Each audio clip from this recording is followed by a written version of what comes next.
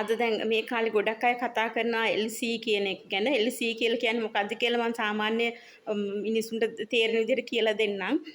මේ LC කියලා කියන්නේ letter of credit. ඒ කියන්නේ මේ රටට බඩු ගෙන්නන අපි කියමු බය ඉන්නවනේ මම බඩු ගෙන්නනවා නම් මගේ බැංකුව මං වෙනුවෙන් පිටරටින් මම බඩු ඕඩර් කරන ආයතනයේ බැංකුවට මේක ගෙවන්න පොරොන්දු වීමේ ලිපියක් නිකුත් කරනවා. එතකොට ඒක නිකුත් කරාට පස්සේ ඔන්න මෙහි අපිට බඩු විකුණන එක්කෙනාට ෂුවර් එකක් ඇති වෙනවා බඩු ඕඩර් කරපු මම පැනලා ගියත් බැංකුව යාට සල්ලි ගෙවනවා කියලා. එතකොට ඒක ඒ බැංකුව අතර මේ එකඟතාවයක් වගේ තමයි ඒක වෙන්නේ. ඉතින් බැංකුව ගැරන්ටියක් ඒක. ඉතින් බයර් වෙනුවෙන් බැංකුව ඒක නිකුත් කරනවා. එහෙ සේල් කරන ආයතනය මෙහෙට බඩු එවනවා.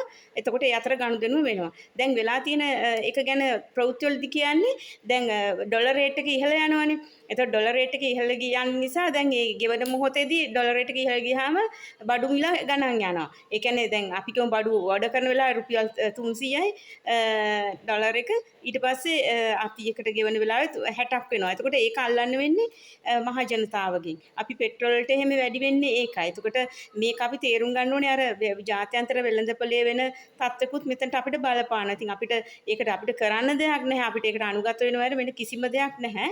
නමුත් අපිට පුළුවන් ඉතින් අපේ වියදම් කළමනාකරණය කර ගැනීමක් වගේ තමයි ඉතින් කරන්න වෙන්නේ.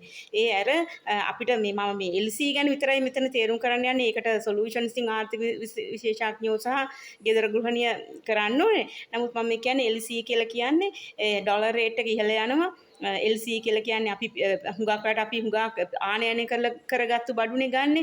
ඒතකොට ඒ ආනයන කරන බඩු ඔක්කොම ඉහළ යනවා. අපි කියමු දේශේ. එතකොට එහෙනම් මෙහෙන් බඩුත් මොකද ගණන් යන්නේ කියලා කෙනෙක් ඇහුවොත් ප්‍රවාහනයට පෙට්‍රල්නේ පාවිච්චි කරන්නේ. එතකොට පෙට්‍රල් වලට යන වියදමත් අපේ අය ඇතුළත් කරනවා. එතකොට ඒක තමයි මෙහෙ බඩු ගණන් යන්නේ. ඒ නිසා මේ දේශීය නිෂ්පාදන ඉහළ යන්නේ. අපි කියමු එළවලු ටික ප්‍රවාහනය කරගන්න වගේ දේවල් වෙන්නේ එහෙමයි. ඉතින් ඒ නිසා අපිට හැම දෙයකටම වැඩි මිලක් ගෙවන්න වෙනවා. ඉතින් ඒක තමයි LC ඕපන් කිරීමේ තත්ත්වය සහ ඩොලර් රේට් එක ඉහළ යෑමේ මේ ආරක්ෂිත වෙළඳ ජාත්‍යන්තර වෙළඳ ක්‍රමයේදී අපිට ඇති වෙන බලපෑම. ඉතින් මේක මම සරලව තේරුම් කරේ මට තේරුම් විදිහට මම ආර්ථික විශේෂඥයෙක් නෙමෙයි. නමුත් ඉතින් මට හිතුණා මේ කියලා දෙන එක හොඳයි කියලා. LC කියලා කිව්වහම කවුරුත් දන්නේ නැහැ LC කියන්නේ මොකක්ද කියලා. විශේෂඥයෝ කියනවා LC කියලා. ඒක තේරුම් කරන්න තමයි මට චුට්ටක් අද උවමනා වුණේ. ස්තුතියි වැදගත් නැ ෆලෝ.